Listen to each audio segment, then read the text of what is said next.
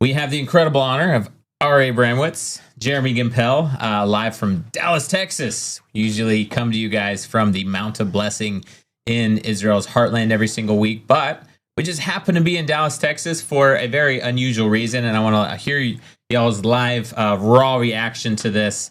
Last Wednesday, it was 10 p.m. at night. I woke Joshua Waller up in Israel. And then he said, hey, Jeremy and Ari are on their way to the airport. We should probably get a hold of them if we actually are forced to cancel the summit. So who wants to go first? Jeremy, what happened from your perspective? It was about 5 o'clock in the morning. My bags were packed. The taxi was literally on the way, maybe 2 minutes outside my house. And I get a WhatsApp saying, do not go to the airport. The Israel summit has been canceled. Red exclamation point, exclamation point. And it was from Josh. And I'm like, what is going on? It's canceled? So I immediately call Ari. I'm like, Ari, I think the Israel summit is canceled.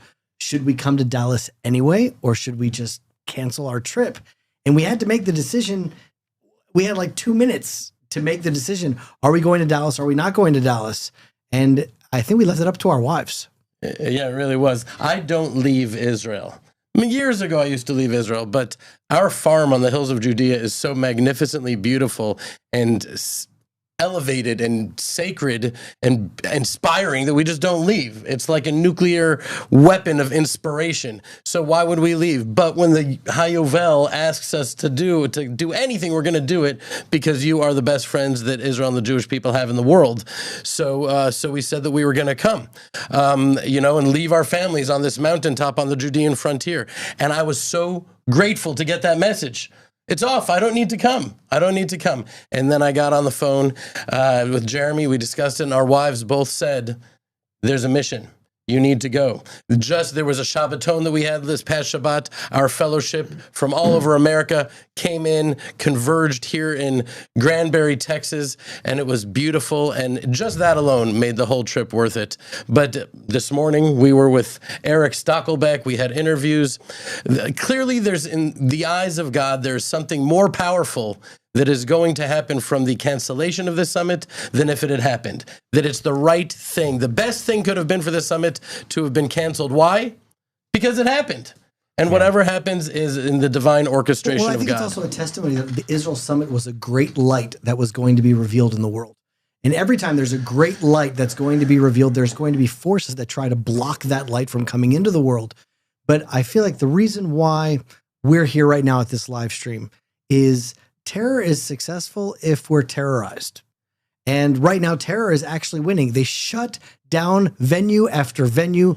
And what was it? It was some guy in his underpants, on some dark web chats, just saying, we're going to send some death threats. It doesn't cost them anything. There's no effort there. And maybe not. What do you know? How do you know it's a guy in his? Maybe it was a real jihadi that wants to do something. Let him do it. Well, that's what's going to happen is that they're going to continue to doing this now, meaning the fact that they were successful at shutting down one of the most important Israel events of the year in the United States will only embolden them to want to shut down more Jewish events, Israel events, and then it will start with the Jew. It always starts with the Jew.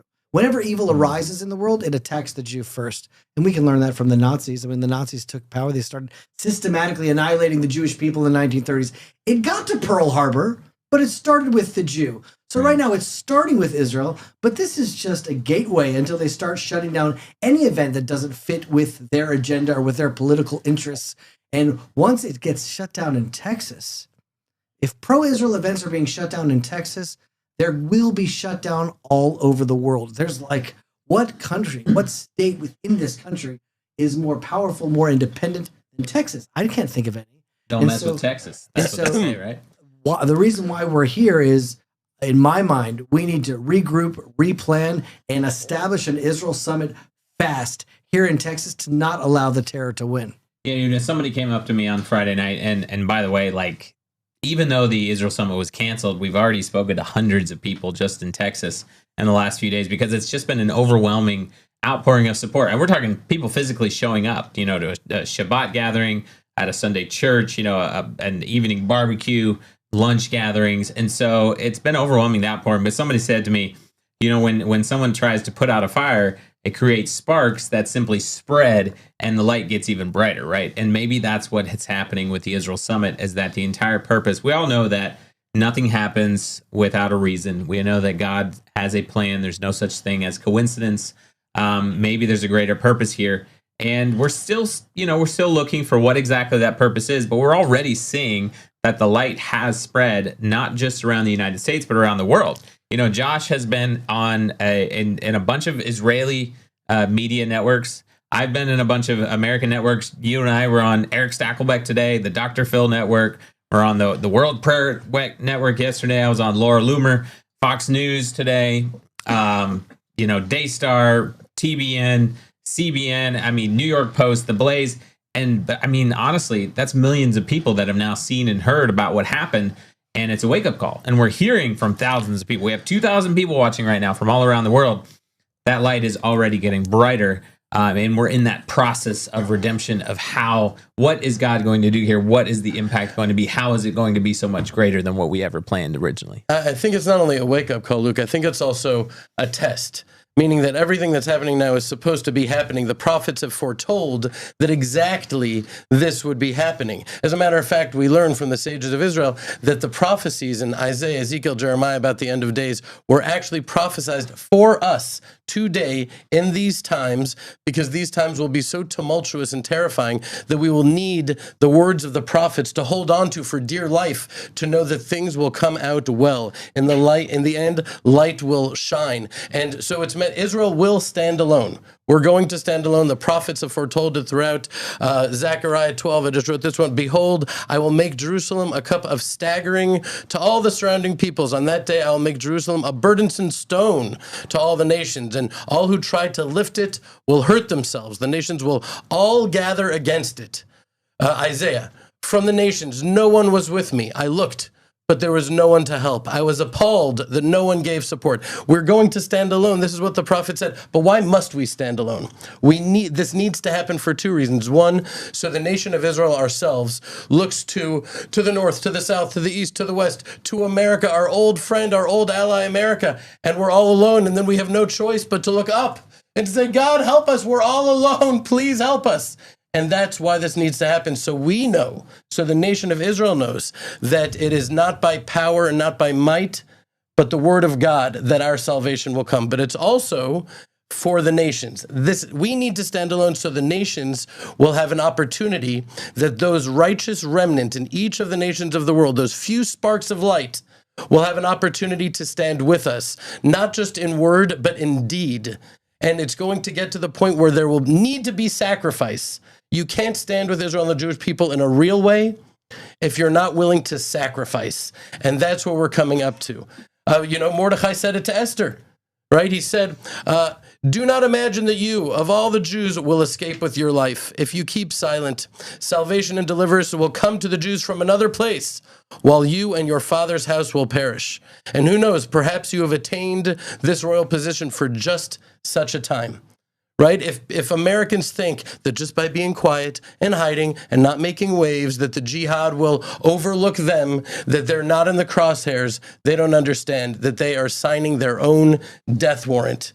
By standing with Israel, you're supporting the tip of the spear in the battle against all of Western civilization, the entire free world. Israel and Judea are the tip of the spear. Yeah, I think you're 100% right. Something that I kind of thought about as I came from Israel to America, and then this happened. First of all, driving to the airport with my daughter and seeing on, the WhatsApp breaking news, another missile launched from Yemen, but not even blinking an eye because it happens every day now. There's a ballistic missile every single day from Yemen. But 2 weeks, I think, before we left to come to America, a pregnant woman was murdered on the road just 30 minutes from where we live. And the baby tragically died, I guess my point, what I was thinking of is that Israel is used to terror. Israel is used to the jihad. Israel is used to fighting back against their enemies. They're constantly in a war on multiple fronts. Israel's standing strong. The Jewish people in Israel have made their decision. But now, I think Americans, the Jewish community, the Christian community, are used to a lot of freedom. Americans are used to safety. In general, obviously things happen, but in general, America's a safe place. It's a democratic, free nation. People aren't used to missiles being fired from, a neighboring country. They're not used to, let's say Colombia firing a ballistic missile at the United States every day. They're not used to, driving to the hospital, have a baby, and having to worry about terrorists lining up on the side of the road with an AK-47 opening fire. And then we come to Dallas, Texas to have a peaceful gathering, a pro-Israel 3-day event, educational event with people, from all over Israel. And it gets shut down because of jihadists, whether they're a guy in his underwear on the dark web posting or whether there's actually people with, AR-15s planning to show up at the event and commit violence. Americans, that's a new reality, I think. And this is a lead up too, because we did see 2 Jews murdered in Washington, D.C. At the Israeli or part of the employees of the Israeli embassy. We saw 15 people injured in a firebombing attack in Boulder, Colorado. And then what happens? A pro-Israel conference in Dallas, Texas gets canceled because people are worried. People are concerned. And this is a new reality. And so I think it's kind of a decision point for people. And it's whether you're Jewish or you're Christian. And I mean, if you're Christian, it kind of depends on if you actually align yourself with the God of Abraham and the nation of Israel and the Jewish people, because there are people who call themselves Christians who actually hate Israel and the Jewish people, and we won't get into that topic or name any names. But if you align yourself with the Bible and the God of Abraham and the Jewish people and the nation of Israel, then you have to be prepared for a new level of threats. You have to be prepared to stand up physically.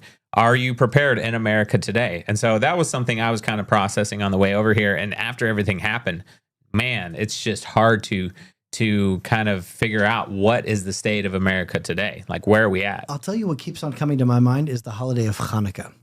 And we say a blessing every time we pray during those 8 days that thank you, God, for delivering the many in the hands of few, for delivering the strong in the hands of the weak. And those two make sense because the Greek Empire was massive and big and strong, and the Jews were small and weak. And then it says, for delivering the wicked in the hands of the righteous. I'm like, well, what does that have to do with anything? Why is that a part of the blessing at all? And when I think about what's happened here, enemy events won't be canceled. It's not like if there's a pro-Palestine event or a woke liberal event that there's going to be death threats from Jews or Christians that are going to shut down their events. And so we've been put in a position where the violent other side is using their violence to shut us down where we're never going to shut them down. And the fact that ultimately, even though we're small and they're big, and there's only a few million Jews, and there's over 1 billion Muslims, and the fact that it's literally impossible odds with the righteous against the wicked, the righteous are going to win nonetheless, is the way that God works to reveal his glory in the world. Yeah, I'll tell you, this also feels personal for me, because clear, I was born in the exile. I was born in America because of the destruction of the temple and the exile of the Jewish people around the world. But nothing's an accident. And I'm a 4th-generation Texan. And so that's a lot of Texas to be in my heart burning bright. And I've always been proud of Texas. I've always loved Texas. And I've always loved America through the prism of being a Texan. And for this to be happening, it's like they, without even meaning to, they struck the heart of America, if this happened in Oregon, wow, surprise, that Oregon folded. But Texas, what other state has you don't hear don't mess with Washington State, don't mess with Virginia. You don't hear that, but don't mess with Texas. Everybody knows that. From my balcony, when October 7th happened, and there were a lot of people suggesting, Ari, Jeremy, you're on the tip of the spear there in Judea, on the Judean frontier, surrounded by jihadist villages. You really need to get out of there. And you can see Masada from my balcony. You can see Masada, the last stand of the Jews that said, we would rather go down in flames than surrender. Which Texans should relate to, should relate to from the Alamo. The Alamo is a big part of who I am also. So just as like October 7th, I said, you can try to get us out of here, but you'd have to kill me 1,000 times. Right. I'm not giving up. It's the Jew in me. It's the Texan in me. And so I really think that what happened, I was like, what has happened to Texas? Has it lost its strength? Has it lost its conviction and its faith and its fear of God and the values that make Texas, Texas? And then I come here to Texas and I say, no, you know what happened? They were just caught unawares. It was a perfect mix of events where they were caught by surprise. In October 7th, Israel, we were really caught unaware, caught by surprise. And what did we do? We reacted. We mobilized the country. We mobilized our army. And we said, we are not going down like that. We are going to fight like lions. And that's what we've done. And that's what Texas needs to do. Okay, we were caught unaware in Texas, but we're not going to just fold and walk away. Texas needs to double, triple, 10 times. Every synagogue, every church, every liberty-loving Texan needs to come out and say, we're going to have an Israel event. We're not going to pay 1 cent for security. Just invite Texans and then invite these Palestinian spineless cowards, these Palestinian activists representing a nation that doesn't even exist, a people whose identity was created to negate that of Judea and of Israel. Invite them all out. And you know what's going to happen? They're not going to come because they're cowards. That's what's going to happen. Which is something we saw last year in Nashville, Tennessee, because if you guys remember, this event was nearly canceled last year after the first venue canceled because of Hamas thugs and their threats. And ultimately, Dave Ramsey stepped in at the 11th hour and hosted the event at his headquarters in just outside of Nashville, Tennessee.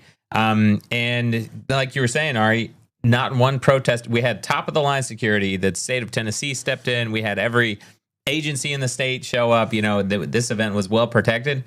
Not one person showed up, not one Palestinian flag, not one protester, because people saw Dave Ramsey was strong, the Israel summit was strong, and they just knew this is not a place for us to show up. So Jeremy, what would you say would be a good, we've heard a lot of responses tonight. What should people do? What should our reaction be? Like what should we do moving forward from here? Well, it seems everything needs to be seen in the context of the biblical proportions in which we live, the biblical days in which we live. If we are, in fact, a part of the redemption process, then we need to know that that process is a sifting process.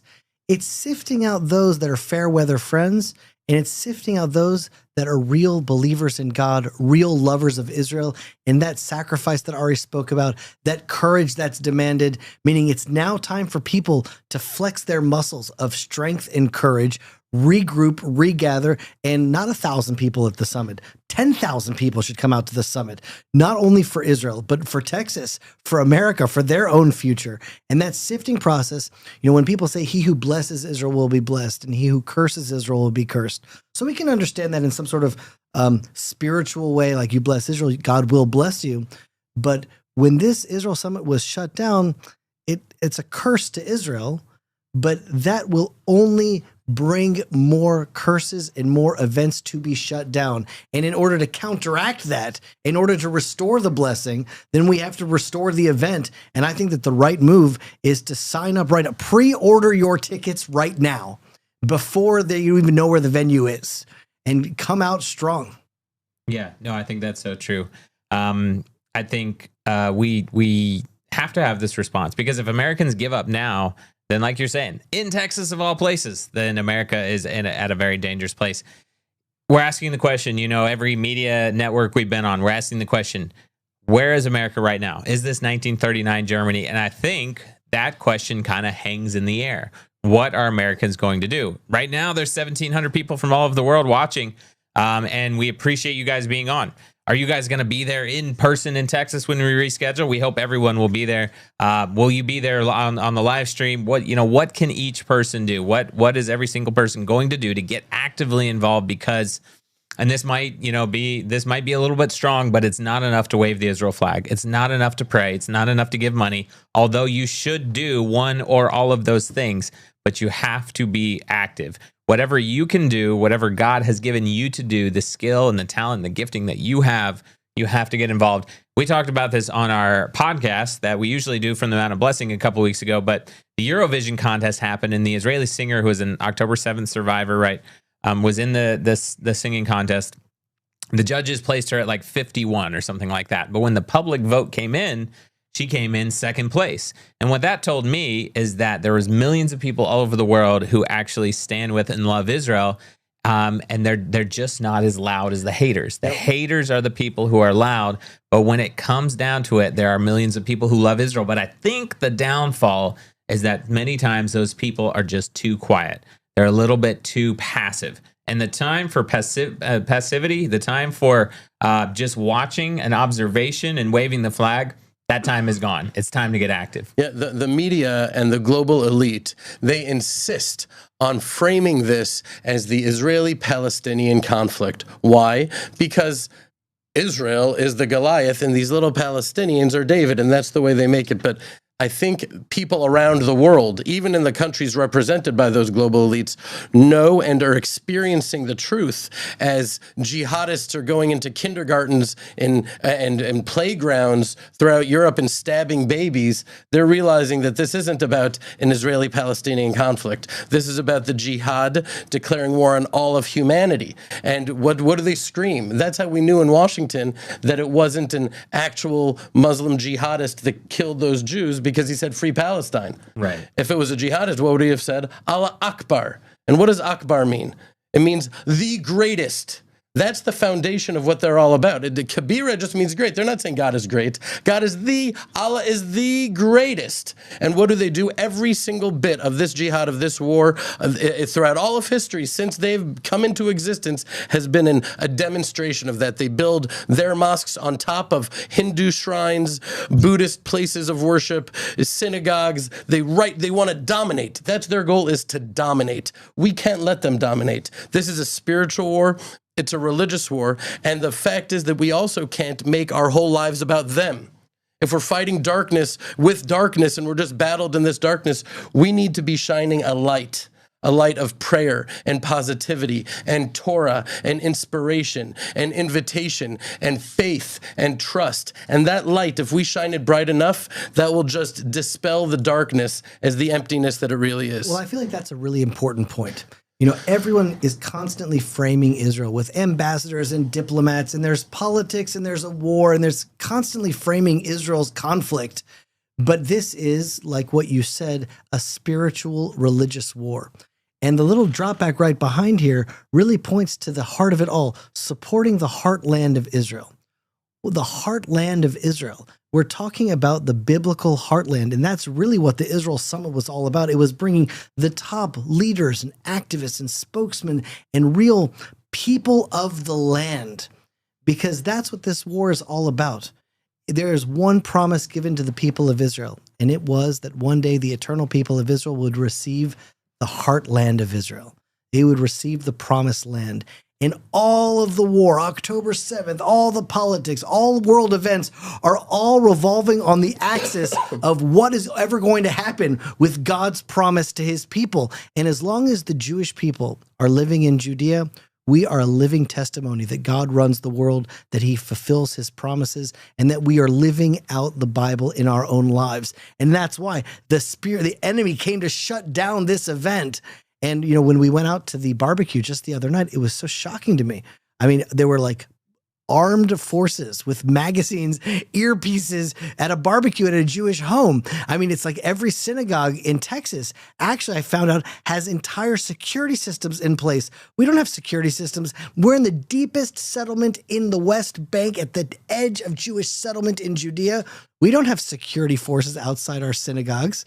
But here in Dallas, it really is a wake-up call that outside of Israel, it's no longer safe to be a Jew. And the true safety is what people see as a war zone. It's safer to live in a war zone in the land of Israel than it is to be outside of the land of Israel at this point.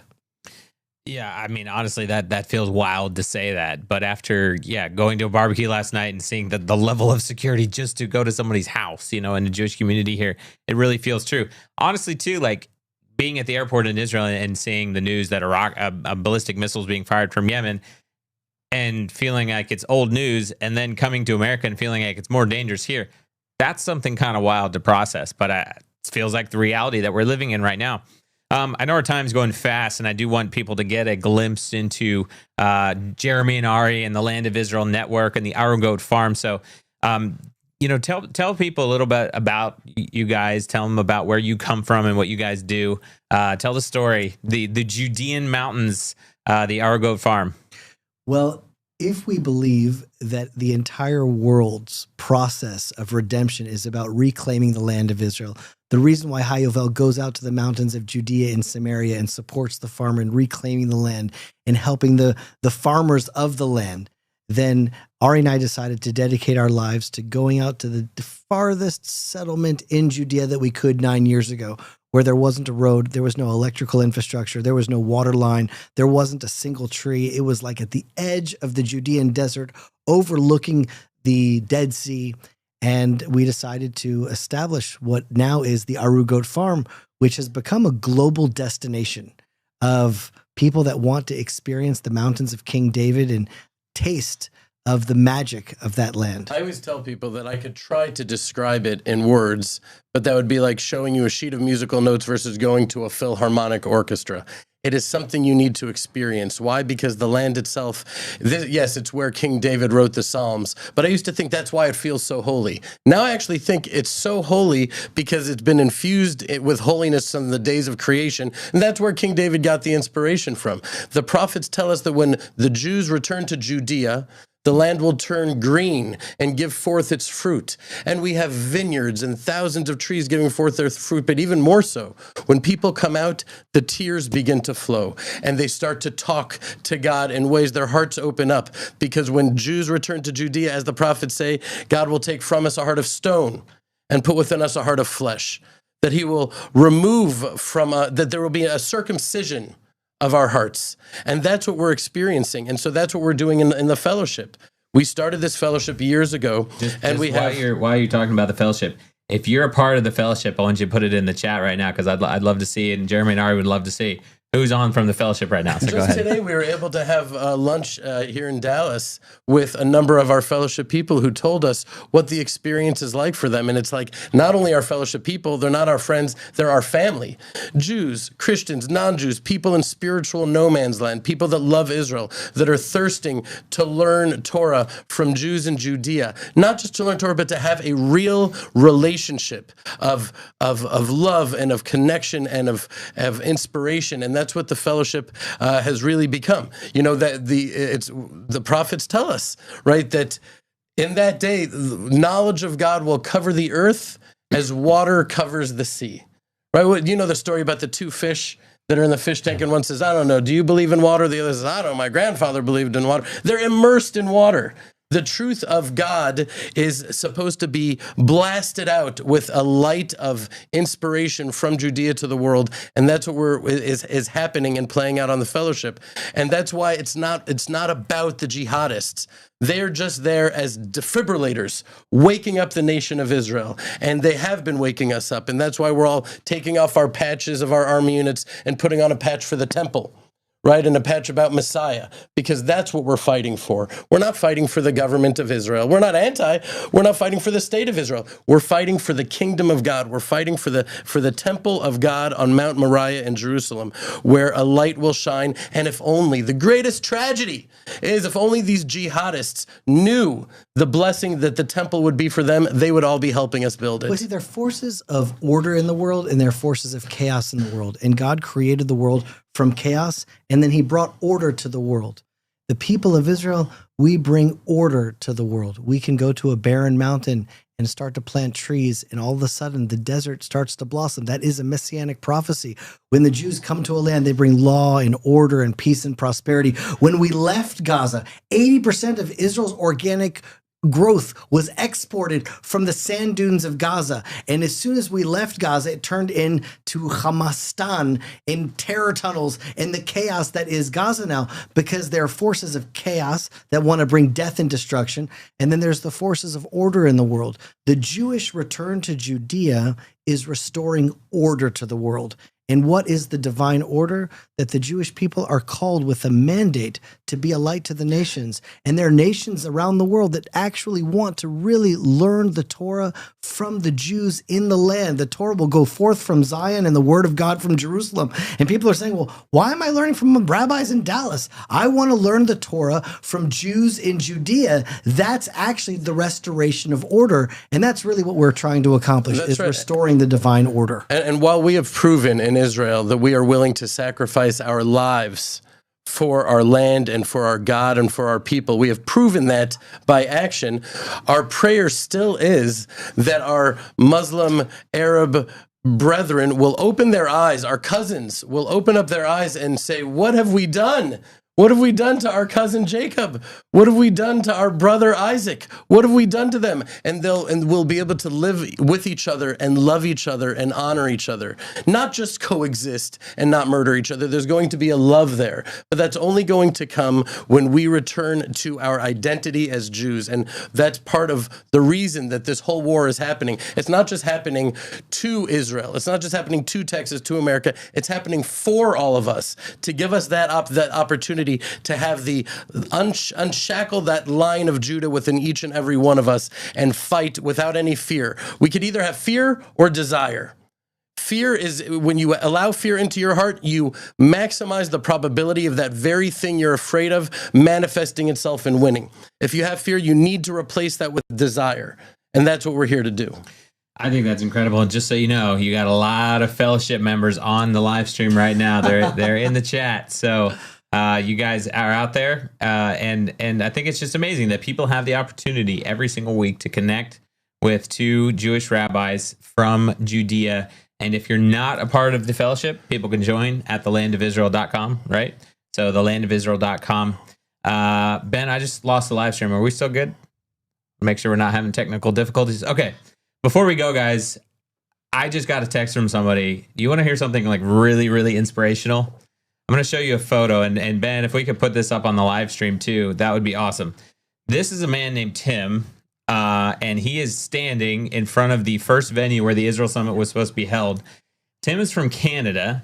He took a train, took him several days, and I believe he's on the live stream right now. It took him several days to get to Texas, so he was already en route when the summit was canceled. So he came to Texas anyways. But the most inspirational thing, Tim is blind. Man, I don't get emotional. Tim is blind, and he was determined to come to the Israel Summit by himself. And he came all the way from Canada. It took him days to get here. And when he got the call that the Israel Summit was canceled, he came anyway. He's wearing a shirt that says "Pray for Israel," and he went to the original venue and took a photo just to take his stand. And, you know, somebody was asking in the chat, they said, we're doing all the things you mentioned, but you said we have to do more. What else can we do? I want to say, be like Tim. Be like Tim. I want to be like Tim. And do something that is difficult. Guys, it's not about it being easy. It's not about just praying. It's not about just waving the Israel flag. It takes some work. And Tim came all the way here from Canada, blind, by himself, and the Israel Summit was still canceled. And he said, no, I'm still going to show up. I'm going to wear my Pray for Israel shirt, and I'm going to demonstrate publicly that I'm standing with Israel. So if that doesn't inspire you to get involved, I don't know what will. I want to say right here, right now, that Tim, if you're listening, we are officially, cordially inviting you to the Aru Goat Farm, to our guest houses at the farm.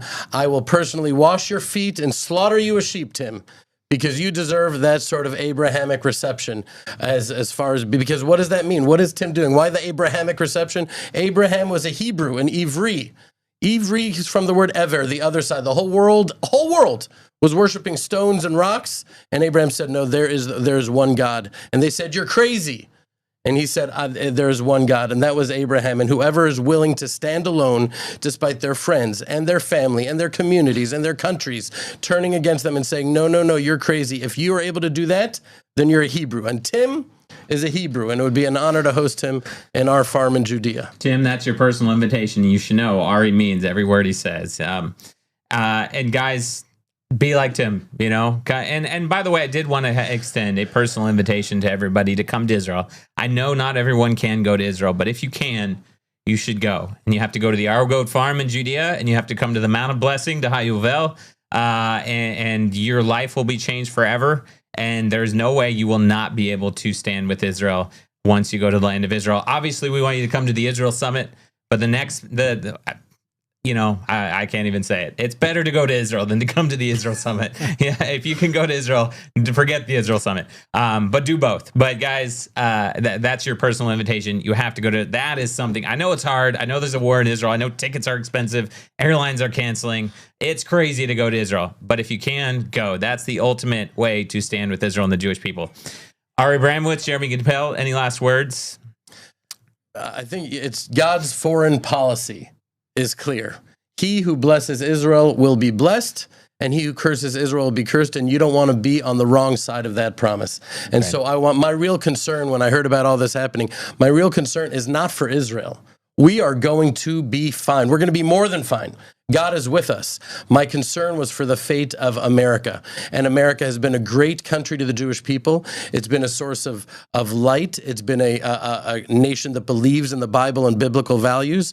And so I felt like I needed to come here and fight for America. I owe America that. Yeah. And that's what we really are here to do. Yeah.